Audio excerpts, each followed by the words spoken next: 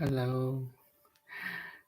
Thanks for coming. So today I want to share a bit more again on the Diamond Sutra. So I put the keywords here in the text, in the chat.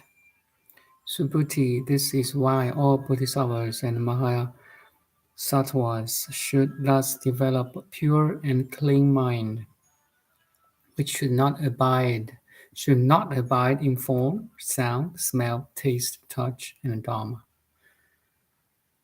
That's the beauty. 是故须菩提，诸菩萨摩诃萨应如是生清净心，不应住色生心，不应住声香味触法生心。So I talked about the sixth patriarch Huineng, right? He said very shortly, not abide in nothing. Abide in nothing.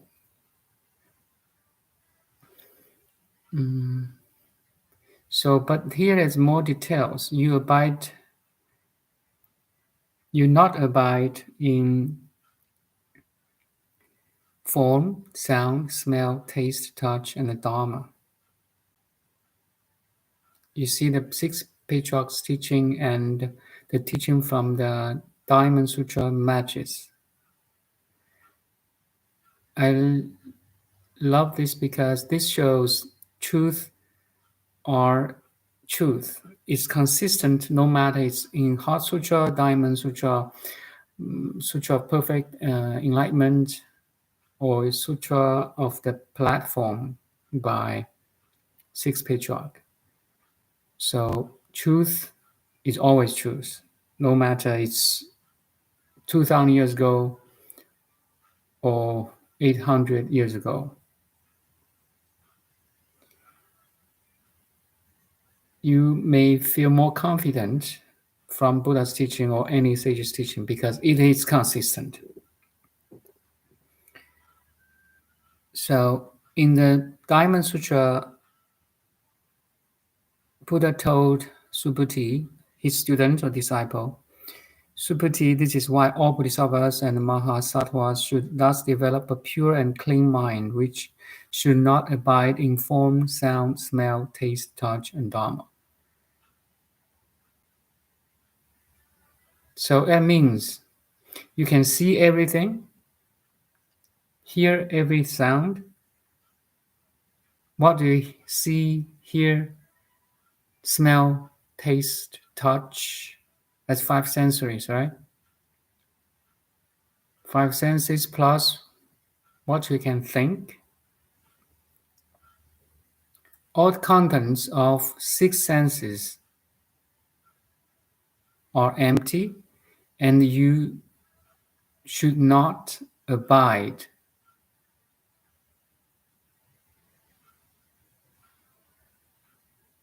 with them or in them. We should not abide in form, sound, smell, taste, touch, and dharma. So dharma, you can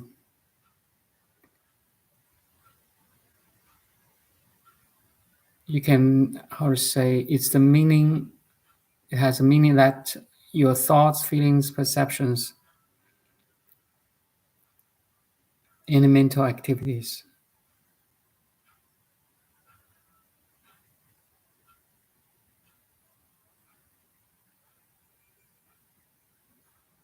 It's like the light of a pure consciousness shines equally, evenly on everything you can see, hear, touch, smell, taste, and think. That's it. That's the open monitoring, actually. You are aware of everything outside and inside,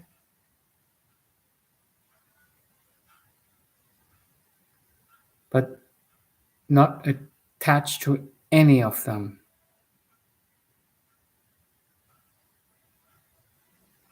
"以无所住而生其心," as the sixth patriarch said. You abide in or on nothing.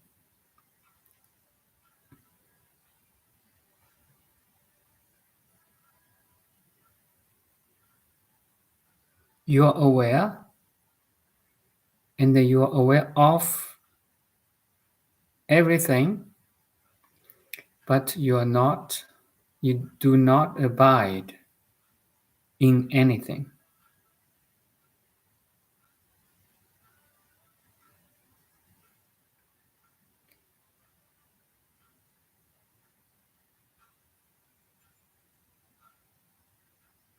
不住色声香味触法. Basically, the 6 objects from our 5 sensory organs plus the mind. Thoughts, feelings, memories, any mental activities. Is that clear? If you can realize this, abide on nothing, but you're aware, you're conscious, but you are not resisting or attached to any contents you are conscious of.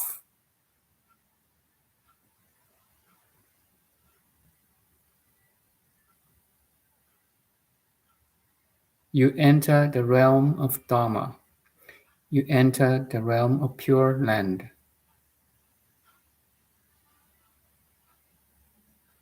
The pure land is not outside of you. It's always inside of you.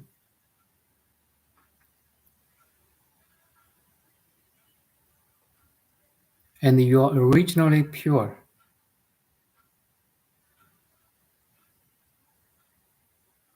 You may not agree, but it's a conditioning.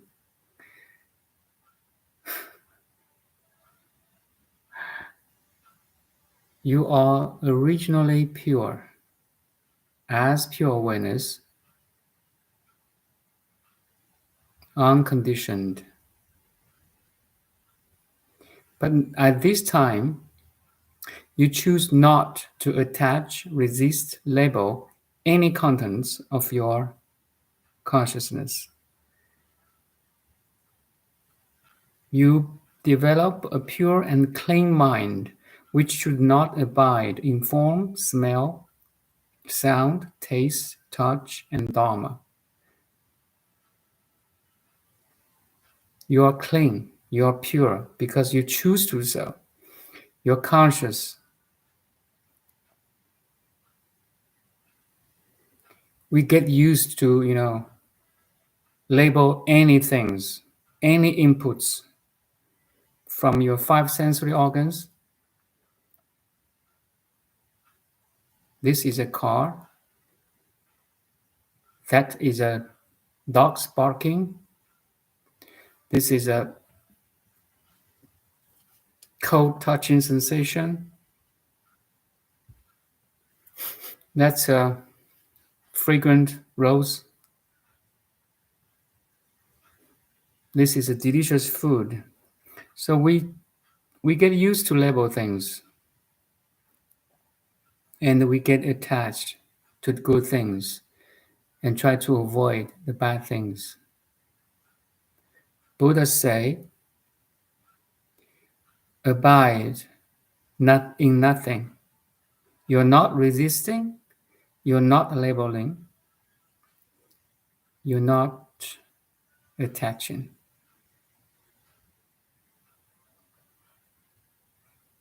All the Bodhisattvas and Mahasattvas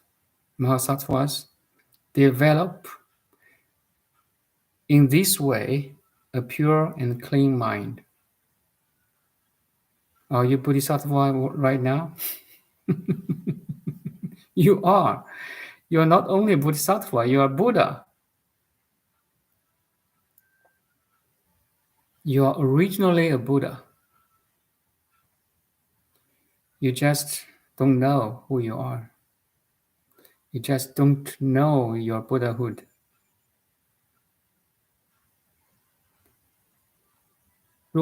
若见诸相非相，则见如来, right? If all forms are seen as unreal, Tathagata is perceived by you.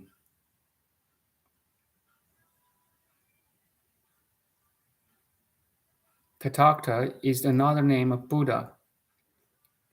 You see your pure consciousness. You see your original purity.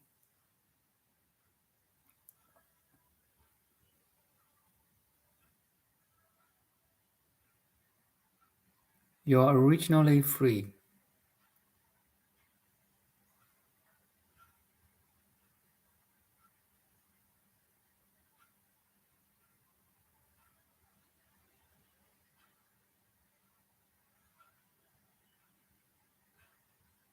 And as Heart Sutra told us, so 观自在菩萨行深般若波罗蜜多时，照见无厌尽空. That's the Chinese version. So when Bodhisattva Avalokiteshvara see 5 skandhas are all empty, he can or he ends all the suffering, right?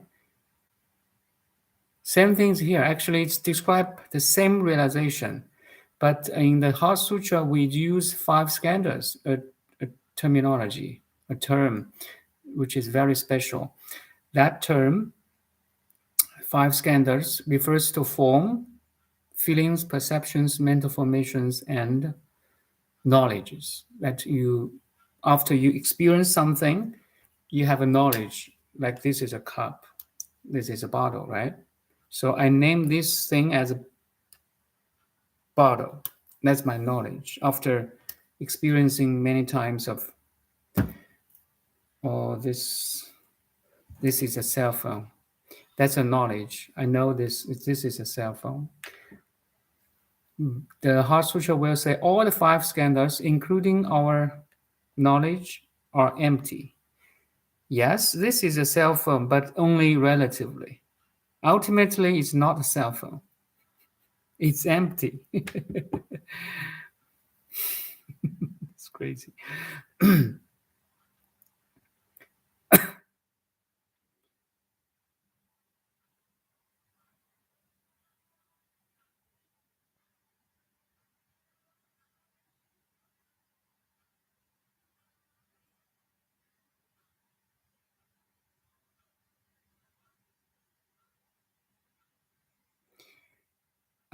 I copy-paste another sentence here.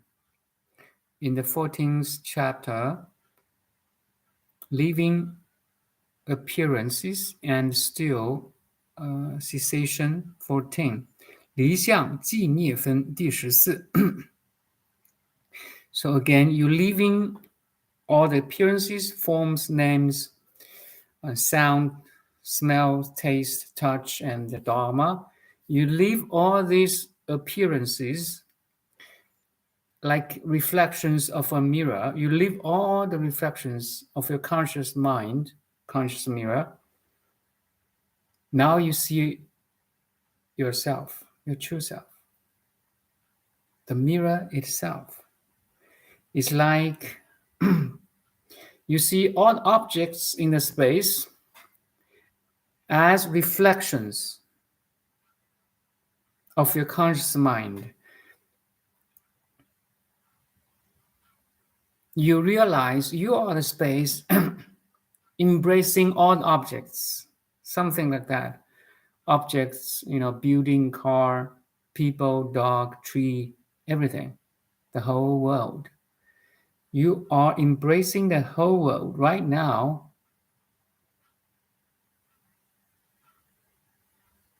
And you can leave them because you see them as empty. You're leaving appearances and come back to your home, which is still and silent. That's it. That's the 14th chapter. You can go on study by yourself.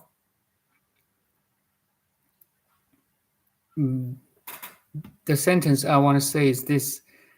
That time after listening to this sutra, Subhuti had understood its profound meaning and was moved to tears. Are you moved to tears when you hear or heard this profound teaching?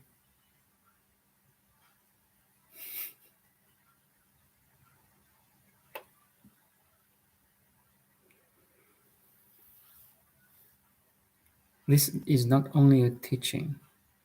This teaching contains infinite love, because this teaching can set you free.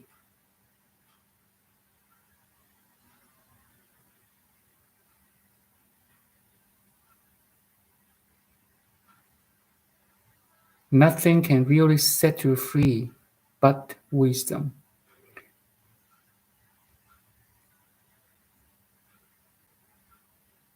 This Diamond Sutra contains huge wisdom, the ultimate wisdom that can set you free. That's why Subhuti was moved to tears.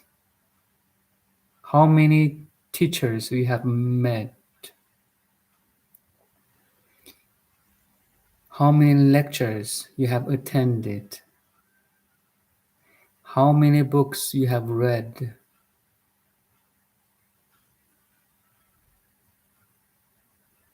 Tell me any teacher or teaching or book that contains this kind of profound wisdom. Tell me.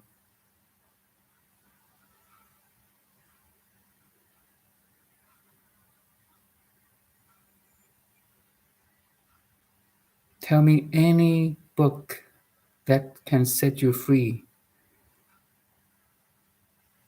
while you were in elementary school, high school, even in when we are in university.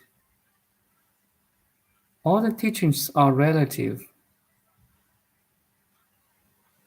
not as ultimate as this one, as Diamond Sutra.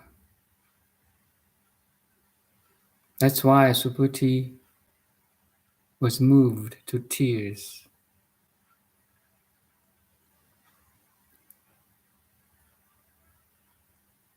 That's why in Tibetan Buddhism or Dzogchen or Vajrayana lineage, there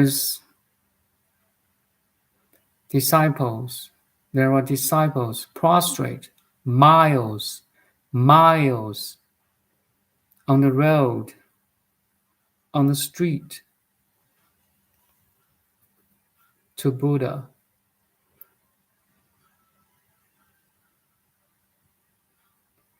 How to call? Give me 1 sec.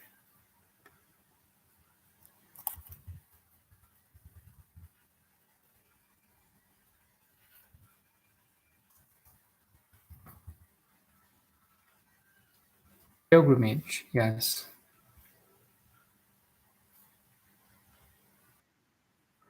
Pilgrimage. Still learning my Chinese. You can Google YouTube, I don't know the name of the film. It shows how pious, how devoted a Buddhist can be on their road of pilgrimage. They prostrate 100, even thousands of miles, spending months, even years on the way to that center.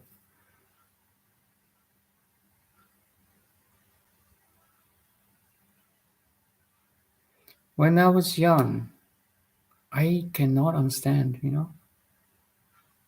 why people do so. They prostrate, in the wind, in the sun, no matter it's cold or hot. They prostrate one by step by step, step by step. Why do they choose to do so?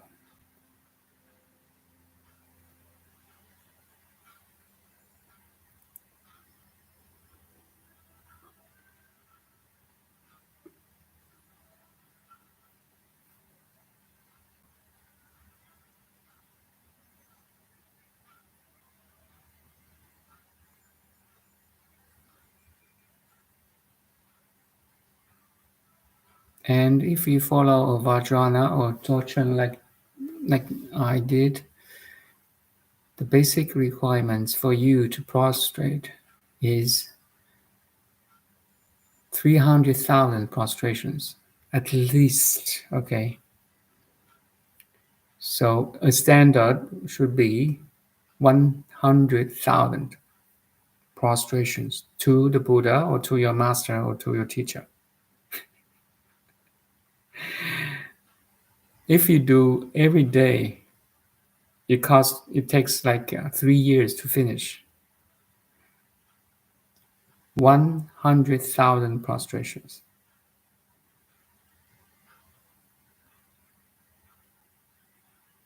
You're so determined to do so. And you're willing to do so because the Buddha's teaching or your teacher's teaching is so profound.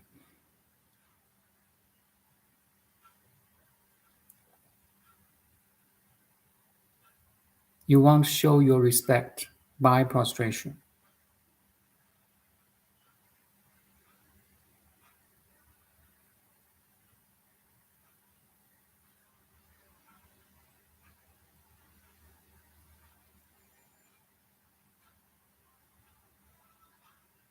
We should be grateful for this profound teaching.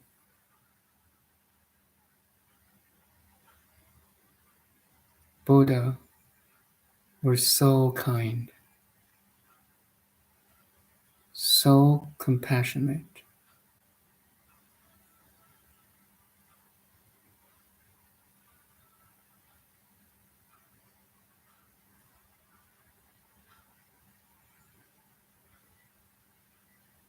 And all the Bodhisattvas, Mahasattvas, who carried on his teaching, including Six Big Job, Huineng,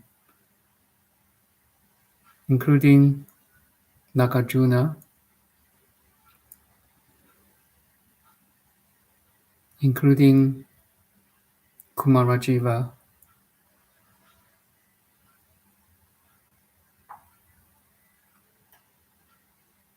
Bodhidharma, so many pioneers carried this jewel, pearl of wisdom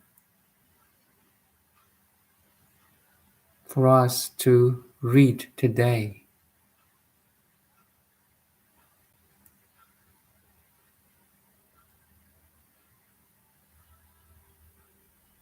That's why Subhuti was moved. Yeah, extreme respect. You are willing to do so. You are naturally choose to do so. No one forced you to do so. Because you had that appreciation, great, extreme appreciation.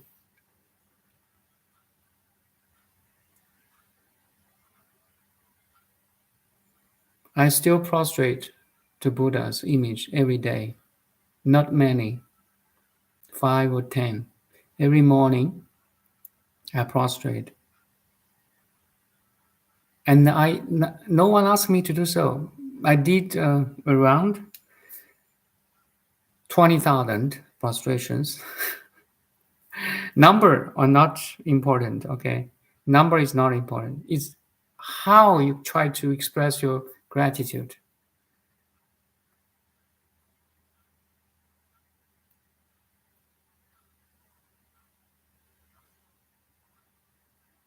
Because you're so touched, moved.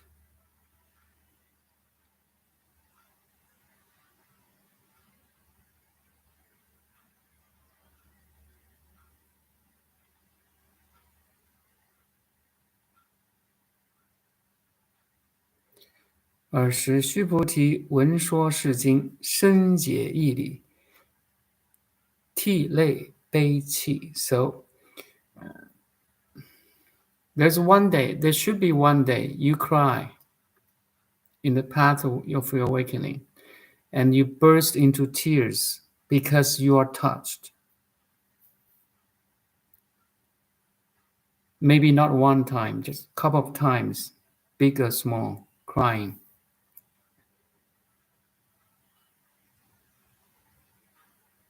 Even when when you watch like romantic love film or movie, you were touched, right? You may burst into tears. We are humans. We have emotions, feelings, especially it's a love story, it's a sad story, or what kind of story touching you. But for Buddha's teaching is overwhelm all the love stories, the sad stories, okay? Because it awakens you. It awakens you from the relative to the ultimate. And it saves you. Buddha is a true savior.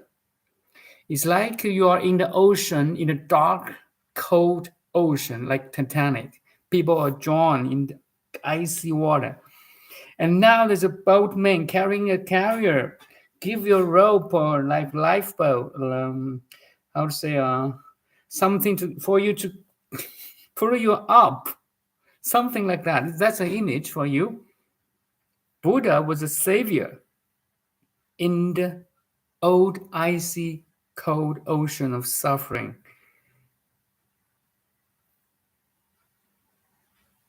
The boat of Noah, right? How to say that?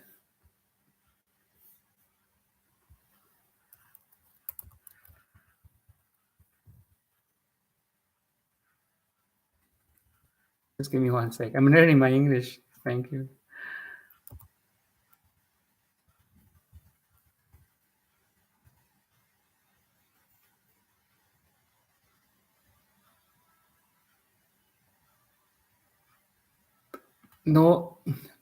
Noah's Ark, yes. Noah's Ark. Something like that boat, Noah's Ark. Save you, really save you. I was saved. I want to send you a message here. And you could be saved too. Maybe you are in the boat already. Sorry. Make sure before you lie on your deathbed, okay, you are saved. You realize you're the pure consciousness having fun in the world. And the whole world, including your body, mind, or your family, your education, your background, or your contents of awareness. You are the pure awareness having fun here. After 10 years, maybe more, of meditation and study Buddha Sutra, that's my realization. That's how Buddha, he's teaching us this.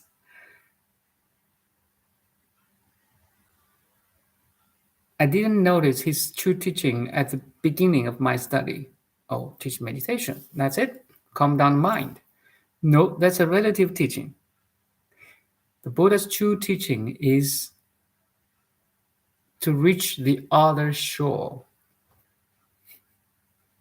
to reach your inner stillness and silence, not agitated by the external worldly stuff or situation,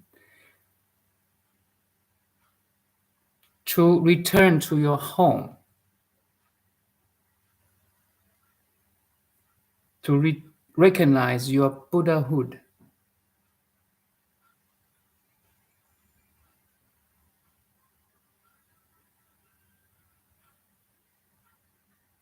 Once you recognize the true teaching of Buddha, appreciation arises naturally. Extreme respect arises naturally. That's why Subhuti cried, because he understands the true teaching of Buddha now, profound meaning. How many books you have read in our life? Has any one book talking about this at this depth, at this profound level? Tell me. They teach you how to cook, how to drive, how to play piano, how to become professional, become an acupuncturist, pianist, painter. All the worldly teaching are relative. That's why Buddha's teaching is so precious. So precious. Priceless teaching.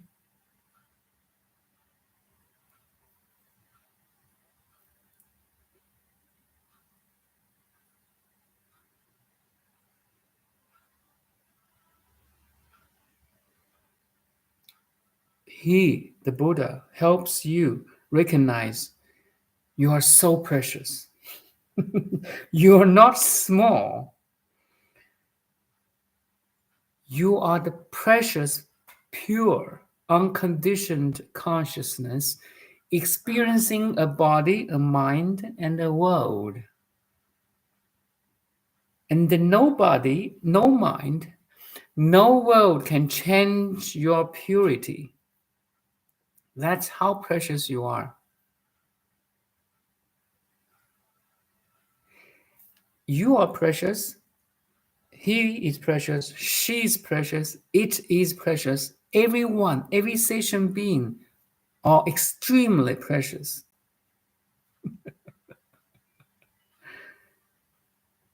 Then you arise love equally. You will love equally to everyone, including your family member. The disgusting person, that one. Because you understand that he or she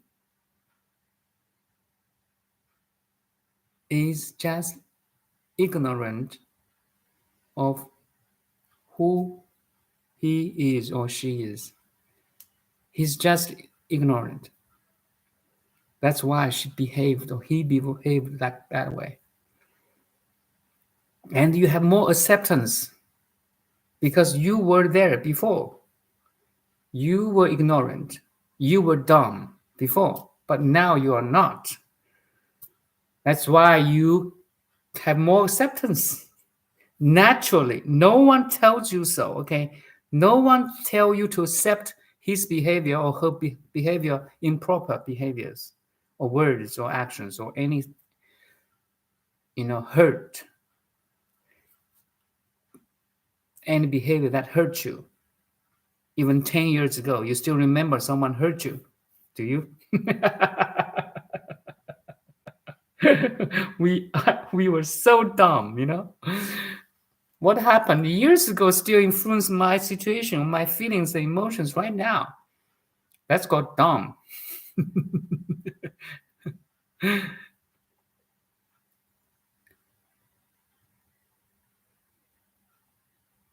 The true stupidity is that you don't understand or know who you are. That's a very true, stupid thing.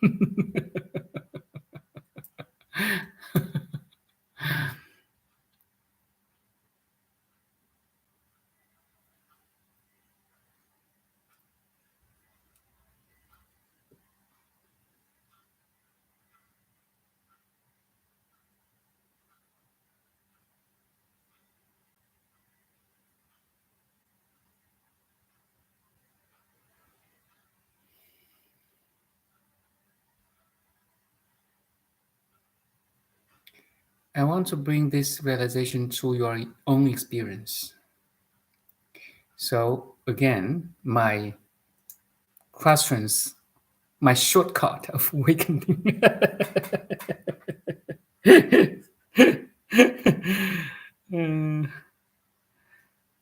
Are you conscious?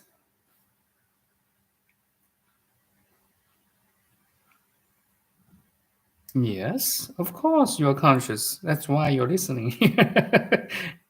And I am conscious because I'm talking, right? I want to share. Do you know How many things are contributing to your consciousness right now? How many things are contributing to your simple consciousness right now?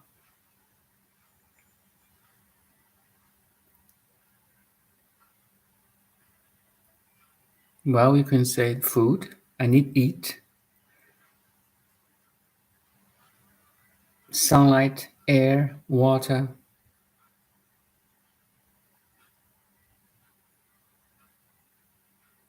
Also includes other forces, natural forces, gravity,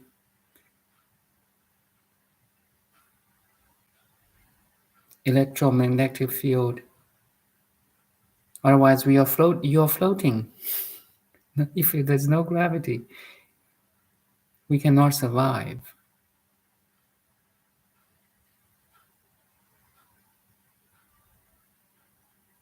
The gravity holds us together, right, to the ground. That's why we can talk here. What I'm going to say is, the moment you're conscious, you should be grateful for anything that makes you conscious. Actually, the whole world, the air, ocean, water, the whole nature, including the rice or noodle or bread from market, and the salesman who plant it, the wheat, the rice, who plant the vegetables, meat, all this chain or stuff are contributing to your consciousness right now. Make you stable, make you survive. The moment you realize you're conscious, you should be grateful. Make sense? Now, from this understanding, you met Buddha's teaching. Once you can you're conscious of something. You may have thousands, millions of objects or stuff, different things to be aware of, but one of them is shining on the warehouse of your consciousness, like big star, supernova, neutral star. It's so bright, yet you have just interested in what's that thing. Okay. On that shelf or like in your warehouse of consciousness, there's this guy called Shakyamuni Buddha, and he left this Diamond Sutra on a very teeny tiny spot of your warehouse of consciousness, shining, sending lights to you. Now you get it, read it, wow. Your mind exploded, Wow, thank you, Buddha. Among all these things, I found your teaching. You saved me. Now, I'm trying to, from your warehouse of consciousness, I pick up the most valuable thing and showing to you. Look, please, take a look. This is so precious. Because I was moved. I found its precious value. I want to share with you. And if you do agree that its value, its great value, then you may study it and later on pass on to others you may encounter, and you become a Bodhisattva. You shift your identity from worldly Kirsten or Saja or Mima or Dong to Bodhisattva. Pure love, that's all. You are not small. Your mission as a human being is big. But don't be too proud. Prejudice. How to say prejudice? Prejudice. I mean, you have that equal love for everyone.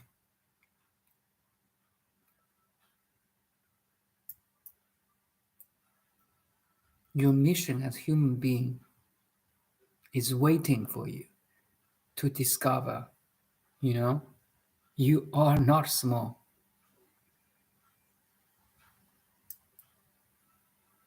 Don't say, okay, I am just a little woman, doing this, teaching the university, doing this office job or painting. No. If you awakened, your action, words, behavior can influence others in a much deeper way.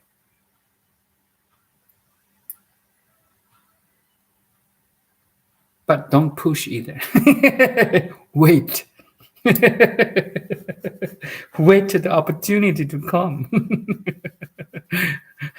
No, I want to teach you something. Listen. No. That won't work either. Funny.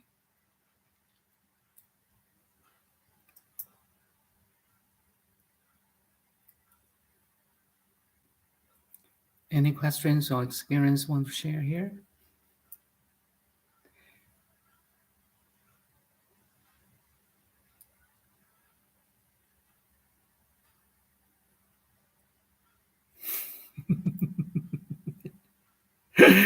I love to talk about it. Yeah, because this is the big bang. Once you find who you are, there's a bang, explosion in you. You can feel it.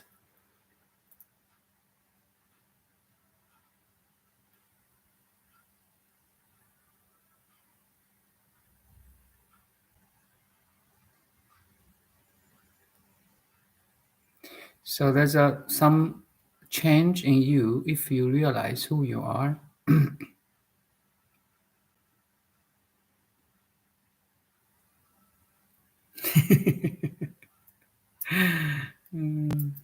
Sleepy peeps can be a big bang. Yes, wake you up. Oh my God, so explosive, so dynamic. Yeah. You just feel good. Every day you discover a little bit, and from quantity change, the quantity change will lead to quality change. That's my realization or experience. I continue to talk almost more than 500 videos. Oh my God. There's sometimes there's only one YouTuber listening, or even no listeners. Okay, it doesn't matter. I want to talk it because later on maybe someone find, wow, this guy 100 years ago talking about this awakening in such a lineage. That's my value. Okay, or no one take a look at all. I don't care actually, because this is a self-discovery. This is a self-loving. And this self has no boundary. Has no boundary at all. It's infinitely big, infinitely small. And once you are awakened, you are naturally to do so. It's like, what is a star? A star is something that shines. Shining is the property of a star.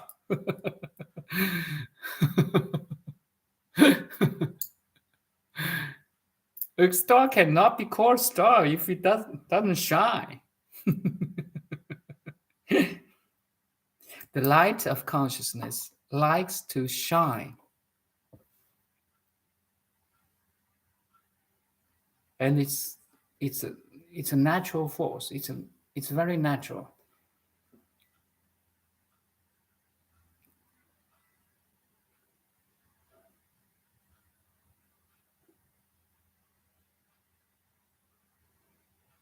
It's like the warming sunlight in winter, the cooling breeze in summer.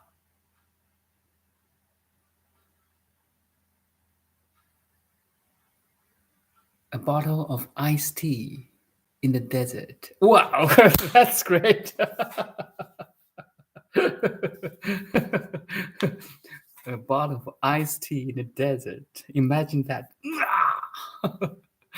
You're so thirsty. You're so eager to awake. Now you have this teaching. You met Buddha's teaching you met Buddha, actually. You meet Buddha in Diamond Sutra. That's mind-to-mind transmission, not words to words. It's a mind-to-mind transmission and heart-to-heart transmission. No words are needed. That's a Zen style.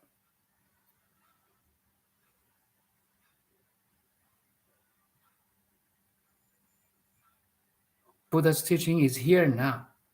It's very funny. It's very paradoxical. What do you mean? The truth is here and now, always.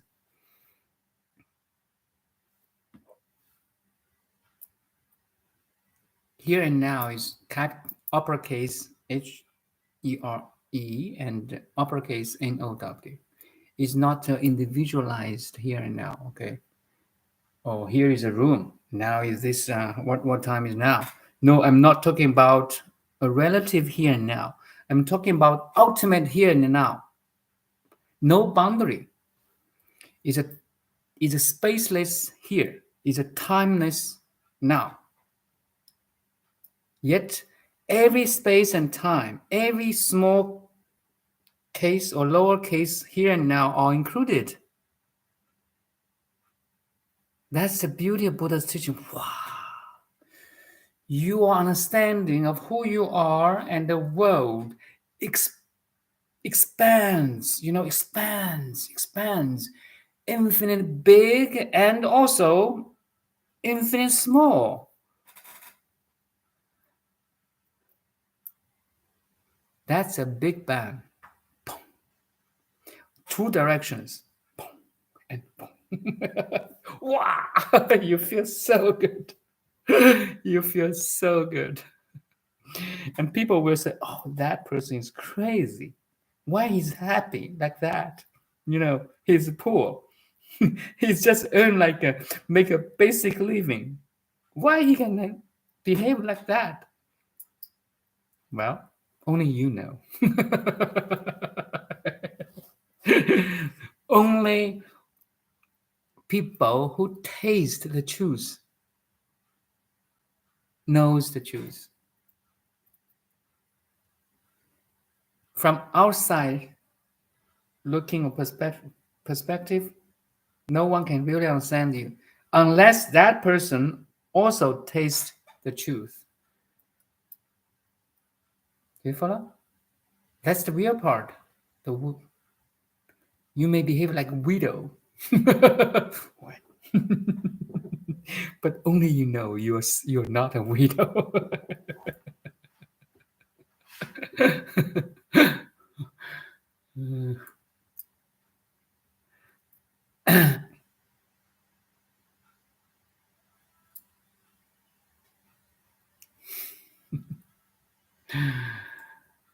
Ah, 朝闻道，夕死可矣。Input some Chinese pronunciation to you, such. 朝闻道，夕死可矣。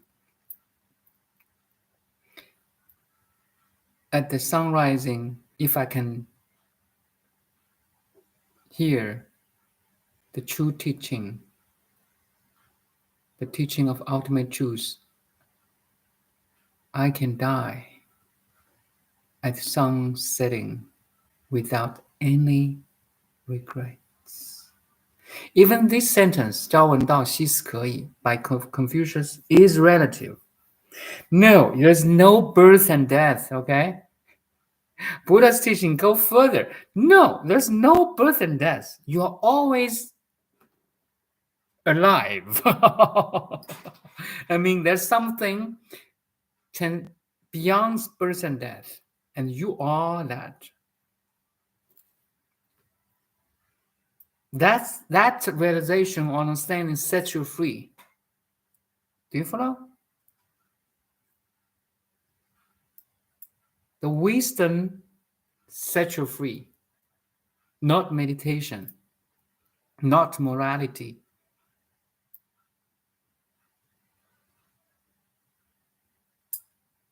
The actualized wisdom sets you free.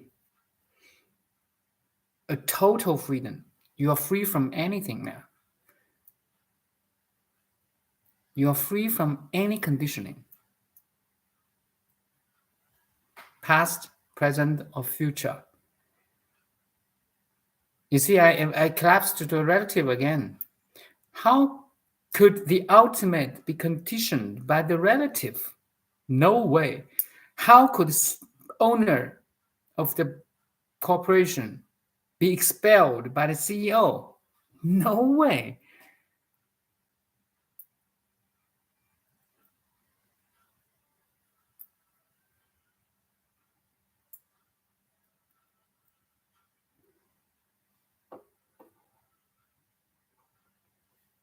And you are originally so.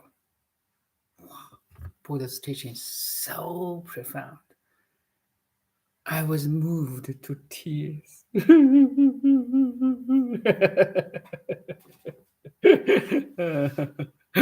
Oh, so good. So good.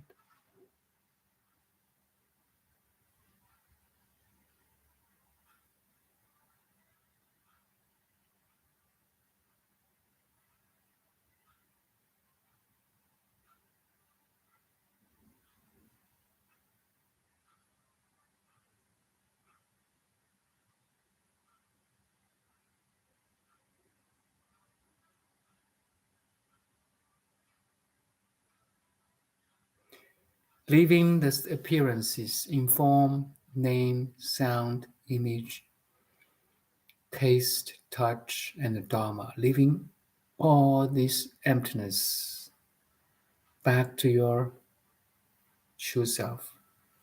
离相寂灭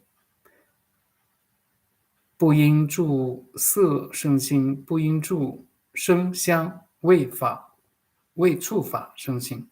That's it. Simple. Buddha's teaching is simple, direct, profound.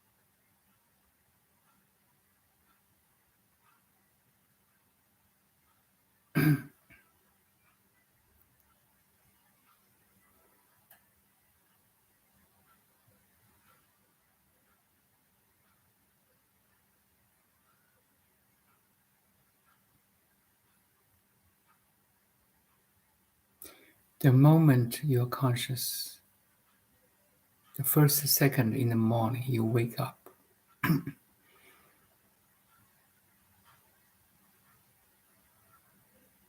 you are extremely loved and blessed.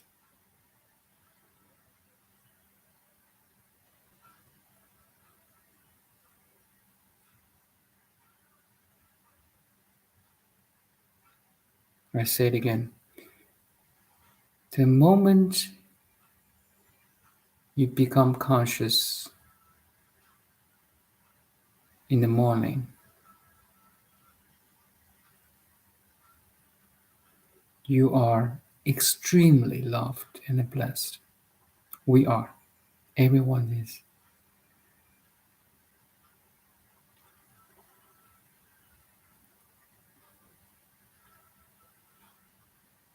Because to make you conscious, the whole universe is contributing, nourishing.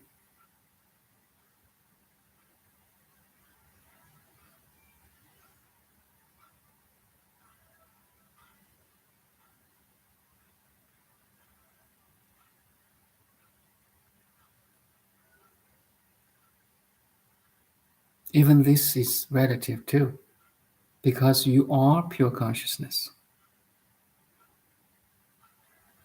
But I try to help you to use the relative to realize how precious you are, how blessed we are. Use the forms, names, sounds, images, smells, and touch to awaken, to appreciate. That's one way too.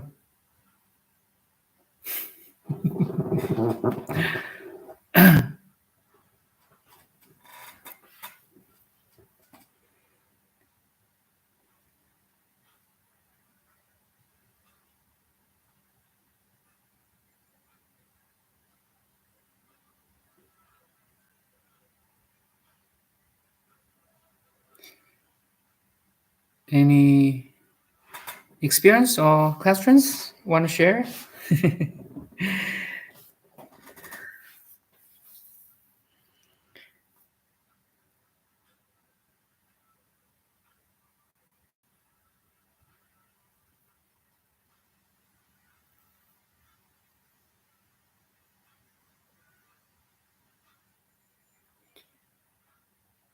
So I shared this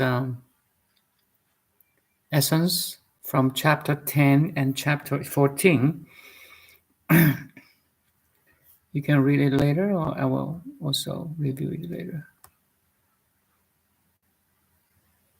Maybe as conclusion, I read again. Subhuti, this is why all Bodhisattvas and Mahasattvas should thus develop a pure and clean mind. You are originally pure, and you are originally clean. Recognize that. And on top of this recognition, we should not abide in form, sound, smell, taste, touch, and dharma. You're totally free from any inputs and outputs of your body and mind. That is you, the true self, the pure consciousness.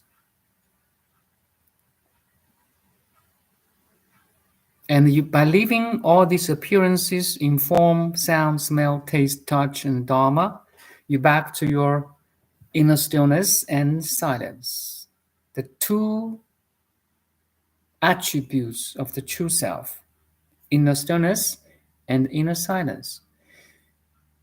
You are changeless, okay? You are changeless while everything changes within you.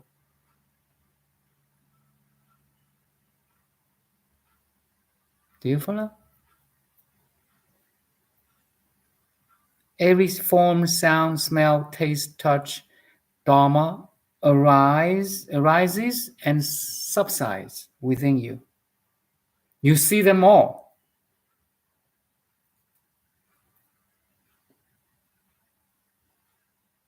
And you're not agitated, you're not attached, you're not,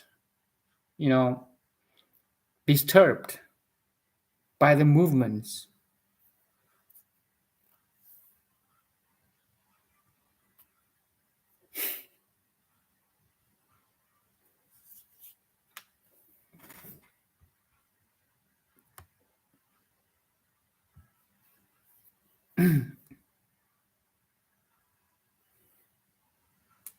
So good to hear you, and me too. Thank you again for coming.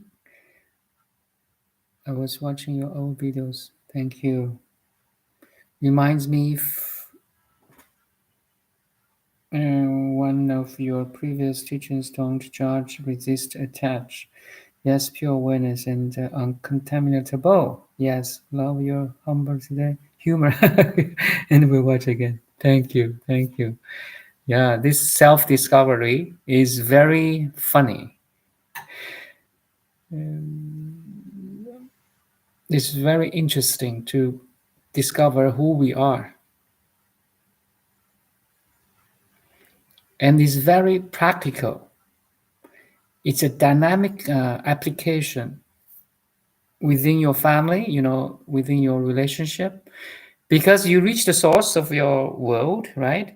So every moment you have a thought, feeling, perceptions, or understanding, you can start it, or can I let it go, or can I have a clarity of understanding around that situation, that moment, that place. It's very, how to say, practical. Yeah.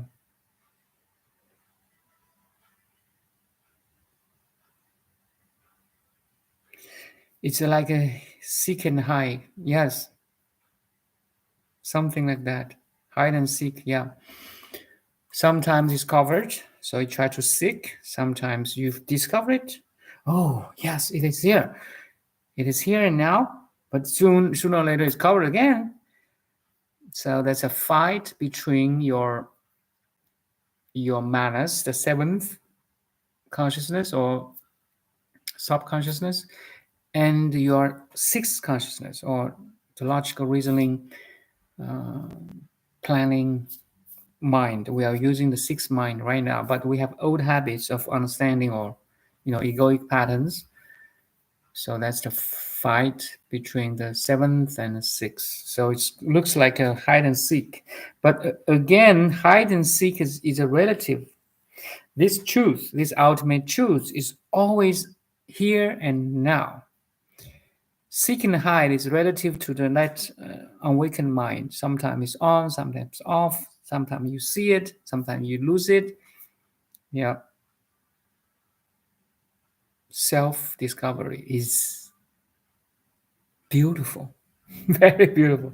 Once you can manage it, it's not. It has some risks, but once you can handle, like the surfers of the ocean, right?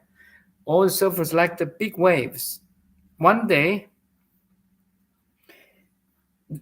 they're trained to ride on the waves to surf, right? So they're expecting the discovery of bigger waves.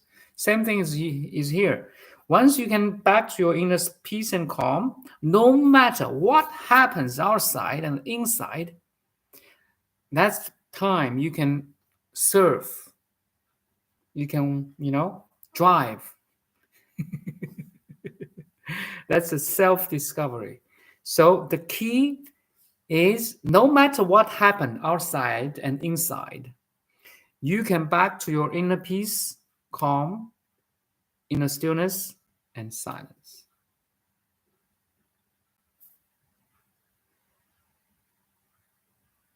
Now you can have fun.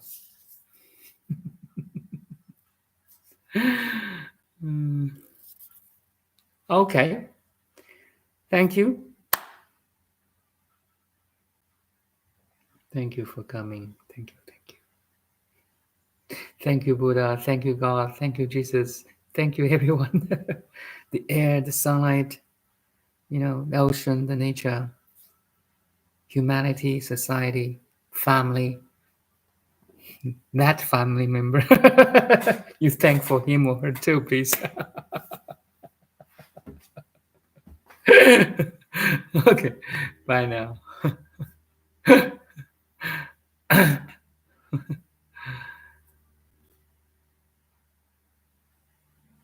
Thank you, Saja, Kirsten, Nima. Yeah, thank you. See ya.